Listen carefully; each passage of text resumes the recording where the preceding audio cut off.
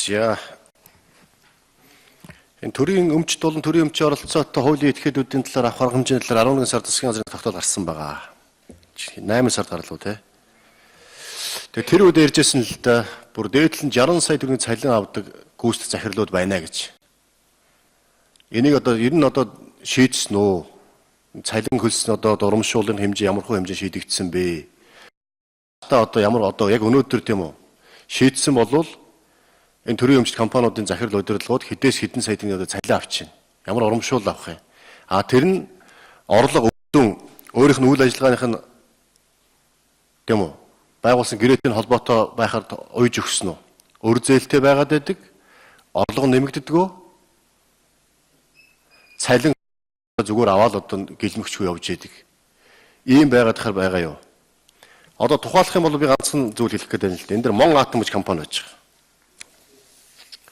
Мон Атом компани.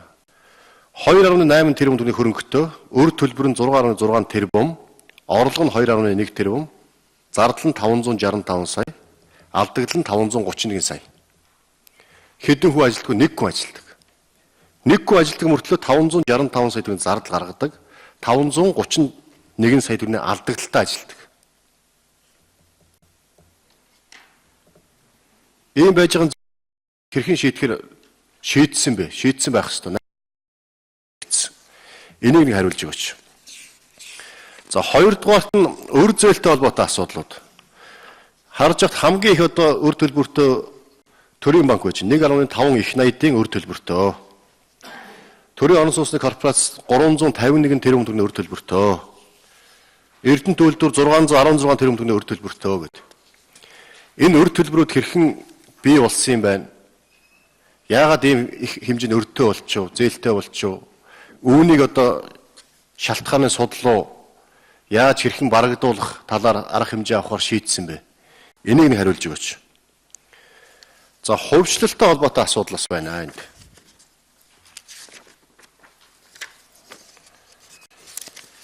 Хөрөнгөгүй аж ахуй гэж байж байгаа. Энэ миний мэдхийн юу лээ? Автомикс хувьцаат компани гэдэг. Нэлээд өндөр үнэтэй дуудлага худалдаанд ороод нэлээд том объекттай байсан. Одоо бол хөрөнгөгүй бүр өр төлбөртэй болцсон. Тэгээд тэрүүн төгрөгөөр худалдаа наагцсан орцсон явж байгаа. Хөрөнгийн бирж маань 5 тэрбум төгрөгийн өөрийн хөрөнгөтэй гэж байгаа. 20 тэрбум худалдаа хувьчлал наагцсан байж байгаа. Хөрөнгийн бирж барин тэрбумаар үнэлэгдэх үү? Нэг бодлын юу гэдэг юм? Огт хөрөнгөгүй компани хувьчлал наагцсан хөрөнгөгүй компани яаж хувьчлах байгаа юм бол? Уул нь хөрөнгөтэй байх хэвээр хөрөнгө нь хайчдсан юм бол энэ дэр та бүхэн бас судалгаа тооцоо хийж үзсэн үү, судалж үзсэн үү? Эдгээр асуултад хариултаа. Хоёрдугаар микрофон өгье. Нэмэсэр дээр хариулъя. За засгийн газрын 8 сарын 16-ны өдөр өгсөн өөр чиглэлийн дагуу засгийн газрын чиглэл өгсөн хэд өндөр цалин, урамшуулал, тансаг хэрэглээ, шинэ машин, тавилга, орон сууцны хөнгөлөлт гэдэг энэ бүгдийг үл хязгаарлалтад тухайн үед засгийн газраас өгсөн тэмдэглэлийн дагуу бүх компаниудын тухайн удирдлагуудад төөзөө удирдлага захирлууд өгөө чиглэл өгөө. За энэ үл зогссоо. 1. Хоёрдугаар тул засгийн газрын тухайн үеийн тэмдэглэл дээр цалин бол 5 саяас дээш 10 саяас дээш авч байгаа 50%, 5 саяас дээш авч байгаа цалинг нь 30% хоригдуулах тэр системийг үл хэрэгжүүлсэн. За 30 яг гоог дээр л цалингийн асуудал гараад байгаа. Дундчаар ер нь 14-5 сая төгрөгийн цалингууд түүнээс доош цалин авдаг л усуд нэлээд байдаг юм байлээ. За нийт тэр компаниуд хамааралтай биш. Янз бүр байгаад байгаа. Тэгээ ямар ч хэсэн нийт хүүгээр хоёр чиглэл тогтоосон. Нэгдүгээр бол яг засгийн газрын шийдвэрийн дагуу цалин 50%, 30% бууруулах системүүд үйлчилж байгаа.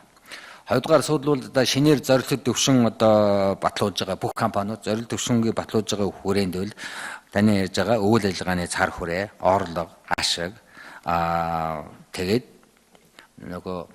үр дүнгийн харгалж ээж цалин урамшуул олгодог тийм систем тогтооно гэсэн энэ чиглэлийг бол яг засгийн газраас өгсөн үр чиглэлийн дараа бүх компаниудын зорилт төвшин тодорхойлж байхад хэрэгжүүлж байна. За яг түрүүчийн цалин бол тухайн үед 8 сар чиглэл өгөөд 9 сарын 1-ээс эхлээд ингээд цалингуудын тодорхой хязгаарлалт хийц. Дээр яг сангийн яам дээр эргэж нэг тийм журам гаргамаар юм байлээ. Цалин тоосдог журам дээр компани өнөөдрийн хуулиар бол үндсэндээ компани хууч нэг хувийн сектор чиглэл суучраас өөрснөө компани түүз нь нэлээд эрх мэдэлтэй байх тийм чиглэлтэй байх төрийн өмчийн одоо оролцоотой төрийн өмчийн одоо хувьтай компаниуд дээр бас тодорхой хэмжээний эрх мэдэл нь арай хязгаарлалт бол түүз нь бүрэн шийд бид бол түүзүүд удирдан чиглэл өгч энэ авалгыг хэрэгжүүлж явж байна гэж. За үр зээлийн хувьд бол би түрүүн гол дөрвөн шалтгааныг хэлсэн үр үүсээд байгаа шалтгааныг судалж байна. Гэхдээ нэгдсэн маягаар хамгийн их үртэй энэ 29-30 компанийг 1 сарын одоо сүүлд 2 сарын дунд хүртэл шалгах байхаа одоо 14-5-ыг шалгаж байна. Энийг шалгад дуусаад нэгдсэн дүгнэлт гаргаад тэгээ засгийн газрын их хурл танилцуулна. За их хурлаас хэсгээс өгсөн үүргийн дагуу бид тэр бүх өрүүдийг л гаргаж ирсэн. Тэрэн дээр бол маш их хүч гаргасан, ихч адилцгаасан, ямар ч хэсэг өрийг гаргаж ирсэн. Одоо үндэслэл шалтгаанууд нь гэвэл урьдчилан байдлаар би түрүүн нэгдүгээрт бол одоо зах зээлээс шалтгаалж байгаа зүйл байна, хоёрдугаар удирдлагын менежментэд шалтгаалж байгаа зүйл байна, гуравдугаар хариуцлагагүй хүмүүсээс шалтгаалж байгаа зүйл байна. Барааны шахааны бараа урьдчилсан мөнгө бол хурцлж гэрээ хийх гээд одоо эдийн засгийн хяналтгүйгээр удирдлага менежментийн хяналтгүйгээр хийсэн юм үйлдэлээс болсон юм голчлон өрнүүд байна. Тэгээ наривчлаад зөрчил байна уу, өөр байна уу, одоо эзэн засгийн шамшигдуул байна уу гэдэг дээр цаашаа бас жоохон наривчлаад ажиллах шаардлагатай гэж ингэж ойлгож байгаа. Үйл ажиллагааны цар хүрээ орлоготой тэгээд зорилт төвшөнтэй холбогдоод салин урамшуул. За түүзийн гишүүдүүл ер нь яг 500 мянга, 600 мянга, 100 мянга янз бүр авч ирсэн байлээ. Тэгээд дээдлэн дээшээ байсан байхад ер нь бол 200 одоо бид нар 300 мянгаас илүү түүзийн гишүүдэд сард нэг удаа 300 мянган дээрээс дээш салин одоо урамшуул өгөхийг хориглоно гэдэг юм алуун даалгавар чиглэл өгсөн байгаа. Тэрнээс илүү салин түүзийн гишүүд өгөхгүй. За түрүүчийнх нь бол жоохон янз бүрийн байсан байлээ. За үр зээлийн шалтгааныг бол сая хэллээ. Бид нэгдсэн их өрийг одоо тодруулчаад нэгдсэн бүр ингээд дүгнэлт гаргаж ингээд танилцуулъя гэсэн юм бодолтой байна. Тэрнээс хин нэг уруудах ямар нэгэн тоог хараад хитрхээ үнэлэх юм биш. Ер нь үр зээл дээр хэцүү юм байгаад байгаа. Би хоёр үр зээлийн талаар одоо онцлоод хэлчихье. Нэгдүгээр бол сайн санжийн аж үйлдвэрийн цогцлуур байна. Та нар сая Моон атмын надаас суусан. Би энэ дараа хэлнэ. Сайн санжийн аж үйлдвэрийн цогцлуур 14-16 тэрбум төгрөгийн одоо өртөө бас өнөөдөр нэгд хүн байхгүй нэг захирал. Хоёрдугаар микрофоныг өгье. За товчхон тодорхой хариулна шүү. Хоёрдугаар микрофон. Шүүх дээрээс өдөр болгон янз янзын шугам бас нэхэмжил ярьж байгаа. Тийм учраас үр зээлүүдийг бол бас наривчид бүх байгууллагууд авч үзэх. За автын бүсгийн хувьд бол юутай? Өөрөө өөртөө шүүхэн шийдвэртэй 4.5 тэрбум төгрөгийн шүүхэн шийдвэртэйгээр сангийн яам нь тэгээд зөрүү хөрөнгөн дээрээс ховшил хийгээд яахад бол энэ шүүхэн шийдвэртэй учраас 4.5 тэрбумаар сангийн яамны мэдлэлд байгаа. Ер нь бол 1.1 1.3 тэрбум төгрөгийн ховчлыг зөрүүгээс нь олоод өгдөөнд ховчлын мөнгө болгоод авч авах ийм барианттай л гэж тооцоо хийж оруулж байгаа юм байлээ. За тэр хөрөнгийн биржийн 20 тэрбум хөрөнгийн бирж төрийн банкны ховжил үүний үнэлгээ хөрөнгийн асуудлуудад хуулиараа сангийн яам дээр явж байгаа. Сангийн яам хийдэг. Нэг эдийн засаг Монгол банк сангийн яам хийдэг. Энэ талаас бол үнэлэгдэнэ. За Мон атом бол